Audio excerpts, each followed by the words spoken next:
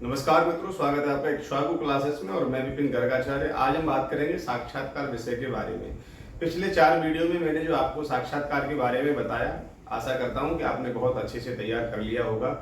उन वीडियो में जो भी आपको बताया गया है आप उसे अच्छे से तैयार करें। अगर कोई भी मंत्र, श्लोक या कोई स्तुति या कोई स्तोत्र ऐसा है जो कि आपको कोर्स में उपलब्ध नहीं हुआ है तो आप मुझे व्हाट्सएप मैसेज करें, या कोर्स में भी आपको चैट बॉक्स मिला हुआ है, आप उसमें मैसेज करके मुझे बता सकते हैं, वह मैं आपको प्रोवाइड करा दूंगा। आज हम बात करेंगे साक्षात्कार के एक नए विषय के बारे में। मैं आपको अवगत कराना चाहता हूं कि जब आप साक्षात्कार देने के लिए जाएंगे तो आप वहां पर क्या प्रोसेस होता है। देखिए, वहां पर क्या चीजें होती हैं, आपके मन में बहुत सारे सवाल हो रहे होंगे कि हम इंटरव्यू देने के लिए जाएंगे, साक्षात्कार देने जाएंगे तो वहाँ कैसे पूछते होंगे, आपकी एंट्री कैसे होगी, कैसे आपको बात करनी है, वहां पर आप कैसे जाएंगे, बात करने का तरीका, आपकी ड्रेस के बारे में मैं पिछली वीडियो में आपको सारी चीजें बता चुका हूं। अब वहां पर क्या होता है, पूरा प्रोसेस मैं आज आपको इस वीडियो के माध्यम से बताने के लिए जा रहा हूं, तो ध्यान से आप अच्छे से वीडियो को देखेंगे और जो भी चीज आपको ऐसा लगता है कि हमारे नोट डाउन करने के लिए, आप उसे नोट भी करें और अच्छे से उसे तैयार कर लेंगे। तो बात करते हैं कि जब आप इंटरव्यू देने के लिए जाते हैं तो वहां पर क्या प्रोसेस होता है, वहां पर क्या क्या चीजें होती हैं, तो वो अगर आपको पहले से पता होंगी तो आप थोड़ा सा सजग होंगे, स्टेप बाय स्टेप आपको चीजें पता होंगी तो आप उनको अच्छे तरीके से कर पाएंगे। जब कुछ चीजें हमें पता नहीं होती है, जाने अनजाने में हमारे साथ एकदम से अचानक से आकस्मिक तरीके से हमारे सामने आती हैं तो हम उनको करने में थोड़ा सा डरते हैं, अर्थात हम झिझकते हैं। लेकिन मैं चाहता हूं कि आप जब इंटरव्यू में जाएं तो बिल्कुल वहां झिझके नहीं, आपको किसी भी प्रकार की कोई परेशानी नहीं होनी चाहिए। इसलिए मैंने यह वीडियो एक प्रोसेस के रूप में तैयार किया कि वहां इंटरव्यू में जब जाते हैं तो आपसे क्या क्या पूछा जाएगा, क्या प्रोसेस होता है, क्या क्या चीजें वहां पर होती हैं, आज हम उनको समझेंगे। सबसे पहले जब आप अपने इंटरव्यू देने के लिए जाएंगे, जो भी सेंटर आपको मिला होगा उस सेंटर पर जब आप पहुंचेंगे तो वहां पर सभी बच्चों को एक साथ बिठाया जाता है और सबसे पहले मान लीजिए जिसका नंबर आता है तो नंबर बाय नंबर जिनका आता है, जिसका भी नंबर आता है तो जिस कमरे में इंटरव्यू चल रहा होता है उस कमरे के गेट के ठीक बाहर एक मेज, स्टूल वगैरह ये सब पड़े होते हैं। तो जिसका इंटरव्यू होने वाला है उस व्यक्ति को थोड़ी देर के लिए इंटरव्यू होने वाले कमरे में अंदर जाने से पहले आपको थोड़ी देर गेट के पास में बाहर बिठाया जाता है। आप वहां पर बैठेंगे, धैर्यता के साथ में बैठें, डरे नहीं, आराम से आप वहां पर बैठें। कमरे के अंदर से रिंग होती है, जब अंदर से रिंग बजेगी तो आपको अंदर बुलाया जाएगा, अर्थात आपको अंदर जाना है। तो यहाँ से आपका शुरू होता है मेन इंटरव्यू, अर्थात आपकी जो भी यहाँ से जब रिंग होने के बाद की आपकी जो भी क्रियाएं हैं वो बहुत अच्छे तरीके से परंपरागत और आपका व्यवहार और व्यक्तित्व तरीके से होनी चाहिए। कोई भी चीज ऐसी ना हो जो कि आपके व्यक्तित्व पर बुरा प्रभाव डाले। बहुत ही अच्छे तरीके से सरलता और शालीनता के साथ में आप धर्म गुरु बनने के लिए जा रहे हैं, धर्म शिक्षक बनने के लिए जा रहे हैं। और एक शिक्षक कैसा होना चाहिए, शिक्षक के अंदर व्यवहार, उसका व्यक्तित्व, उसके आचरण संस्कार कैसे होने चाहिए, यह थोड़ा सा आपके व्यक्तित्व से वहां पर झलकना चाहिए। जब आप कमरे में अंदर होंगे, गेट खोल करके सबसे पहला कार्य जो आपको करना है, बहुत ध्यान रखें, गेट खोलते ही आपको सबसे पहले उन्हें पूछना है क्या मैं अंदर आ सकता हूं। आप इस वर्ड का भी, इस शब्द का भी, इस वाक्य का भी आप प्रयोग कर सकते हैं, या आपको पूछना है कि श्रीमान जी मैं अंदर आ सकता हूं।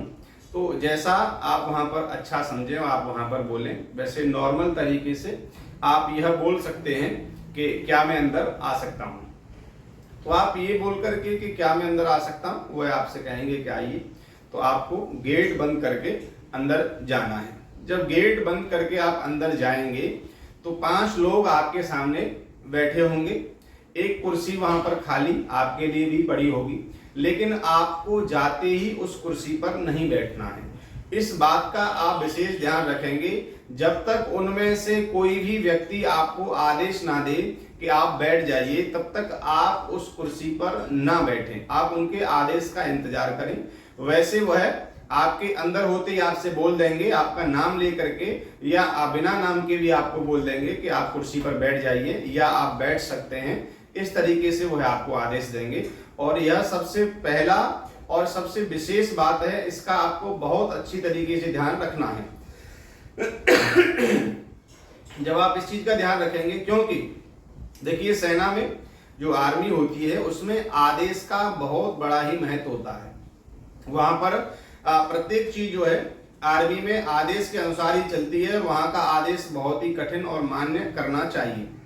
तो आपको ये विशेष ध्यान रखना है कि जब वो आदेश दें आपको बैठने के लिए कि बैठ जाइए, तो आपको अपनी कुर्सी पर बैठ जाना है। बहुत ही अच्छे तरीके से कमर सीधी करके आपको बैठना है। बहुत ज्यादा ऐसे करके आपको झुकना नहीं है। बहुत ज्यादा ऐसा भी नहीं लगना चाहिए कि आप एकदम अकड़ करके बैठे हुए हैं। नॉर्मल तरीके से विनम्रता स्वभाव से आपके व्यवहार में विनम्रता होनी चाहिए, सरलता होनी चाहिए, शालीनता होनी चाहिए। उस तरीके से आप विराजमान हो। पैर के ऊपर पैर रख करके आप बिल्कुल ना बैठें, यह आपके व्यक्तित्व पर बहुत बुरा प्रभाव डालेगा। दोनों पैर आपकी जमीन पर होने चाहिए, दोनों हाथ आपके, आप अपने हाथ ऐसे जैसे हैं तो एक ऐसे घुटनों पर रख सकते हैं।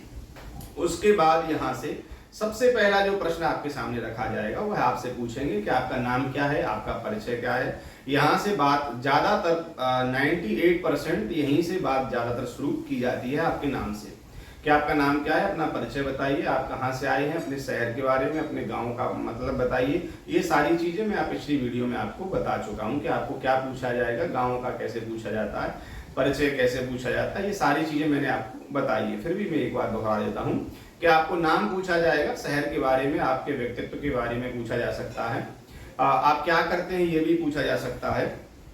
उसके बाद वह आपकी हॉबीज भी आपसे पूछ सकते हैं कि आपकी हॉबीज क्या हैं, आपको क्या अच्छा लगता है, क्या आप बहुत अच्छे तरीके से कर सकते हैं, आप अपनी 5 कमियां या 5 अच्छाइयां बताइए। इस पर एक वीडियो आपको मिलेगा अलग से, 5 अच्छाई और 5 कमियों को आप कैसे उनको बताएंगे। अगर ये प्रश्न आपके सामने रखा जाता है तो आप इनको वहां पर कैसे बताएंगे, इसका मैं अलग से एक वीडियो आपको दूंगा। तो आगे बात करते हैं। अब इसी आपके परिचय के बाद में आपसे बात करते रहेंगे। प्रश्नों का संग्राम धीरे धीरे आगे बढ़ता रहता है। एक फॉर्म उनके पास होता है जो मैंने पिछली वीडियो में आपको, सबसे पहली वीडियो में आपको बता चुका हूं कि जब आप इंटरव्यू देने जाते हैं तो एक फॉर्म वहां आपसे भराया जाता है। उस फॉर्म में आप अपना नाम, माता पिता का नाम, एड्रेस वगैरह डालते हैं, अपनी हॉबीज, अपनी आदतें ये सब लिखते हैं। तो उस फॉर्म में आप वही आदत डालें जो आपको अच्छे तरीके से है। ऐसा न हो कि आप बड़ा चढ़ा कर डालें जो आपको पता ही नहीं है, तो ऐसा बिल्कुल नहीं भरें, क्योंकि आपका जो फॉर्म में लिखा हुआ है उस फॉर्म से भी 4 से 5 प्रश्न बना करके इंटरव्यू वाले आपसे पूछ लेते हैं। ठीक है, तो आप अपना फॉर्म में वही चीज डालेंगे जो आपका एक्चुअल है। बिल्कुल भी कोई भी ऐसा आप वहां पर अपना बड़ा चढ़ा करके, महान बनने के लिए कोई भी चीज बड़ा चढ़ा करके आप नहीं लिखेंगे।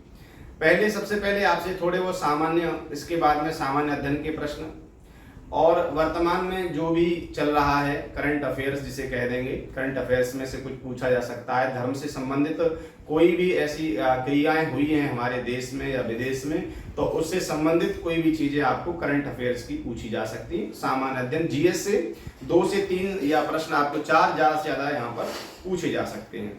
उसके बाद आज जो जेसीओ वहां पर बैठे होंगे वो आपसे प्रश्न करना प्रारंभ करेंगे। ये जो प्रश्न सामान्य अध्ययन, आपका नाम, शहर, गांव, व्यक्तित्व के बारे में जो जानकारी लेते हैं वह सीओ रैंक के प्रश्न होते हैं। उसके बाद जो वहां पर जेसीओ विराजमान होंगे तो वह जेसीओ आपसे प्रश्न करेंगे। वह प्रश्न आपके वैदिक अध्ययन से अर्थात कर्मकांड से संबंधित होंगे। वह आपसे पूछ सकते हैं आप पंचांग देखना जानते हैं कि नहीं, कि आप जो है महामृत्युंजय अनुष्ठान करना है तो उसमें कौन सी वेदी बनानी चाहिए, पूजन कैसे करना चाहिए, पूजन पद्धति कितने प्रकार की होती है, आप कितने समय में आप पूजन पूरा करा सकते हैं, ये सारी चीजें वह आपको पूछना प्रारंभ करेंगे। तो देखिए जो सीओ रैंक के प्रश्न मैंने आपको बताए सामान्य अध्ययन वाले, तो उनमें आप थोड़ा इधर उधर की बातें भी कर सकते हैं। लेकिन जो जेसीओ आपसे प्रश्न करें जो कि आपके वैदिक अध्ययन से हो, तो उन प्रश्नों का जवाब आप बहुत ही सरलता से दें। जेसीओ जो प्रश्न आपसे करेंगे आप उनका उत्तर सरलता और शालीनता के साथ देने का प्रयास करें, पर कुछ भी इधर उधर का या झूठ बोलने का प्रयास आप बिल्कुल नहीं करेंगे। जितना आपको पता है आप उतना ही उनको बताएं। तो इस प्रकार से आपका वहां पर इंटरव्यू लिया जाएगा। जेसीओ आपसे प्रश्न कर लेंगे, उसके बाद 1 या 2 प्रश्न आपका साइकोलॉजी का आपसे पूछा जाएगा।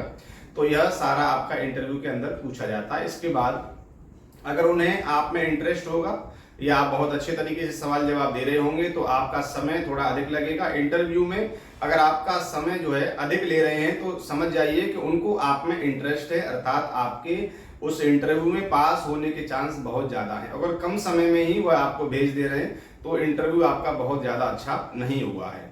तो सबसे विशेष बात आप ध्यान रखेंगे कि जो सीओ रैंक के प्रश्न होंगे उनमें आप थोड़ा इधर उधर की बात कर सकते हैं, लेकिन जेसीओ रैंक के प्रश्न में आप अच्छे तरीके से उनको अच्छा और जितना आपको आता है उतना ही आप उनको जवाब देंगे। आपको नहीं आता है तो बिल्कुल आप वहां चुप रह सकते हैं या थोड़ा बहुत बोल सकते हैं कि यहाँ से थोड़ा सा मुझे याद नहीं आ रहा है, इस तरीके से आप वहां से कहकर निकल सकते हैं। तो ये जो है एक प्रोसेस मैंने आपको बताया इस वीडियो के माध्यम से कि वहां पर किस तरीके से इंटरव्यू में आपको जाना है, कैसे एंट्री करनी है, कैसे बैठना है, किस तरीके से बात करनी है, कैसे प्रश्नों का उत्तर देना है। तो आप इसको अच्छे से तैयार कर लेंगे, आशा करता हूं इसको आप बेहतर तरीके से तैयार करेंगे। कोई भी असुविधा या दिक्कत आपको आ रही है किसी भी वीडियो में तो आप हमें मैसेज से बता सकते हैं। मिलेंगे अगली वीडियो में एक नए टॉपिक के साथ में, एक नई जानकारी साक्षात्कार के साथ में। तब तक के लिए धन्यवाद।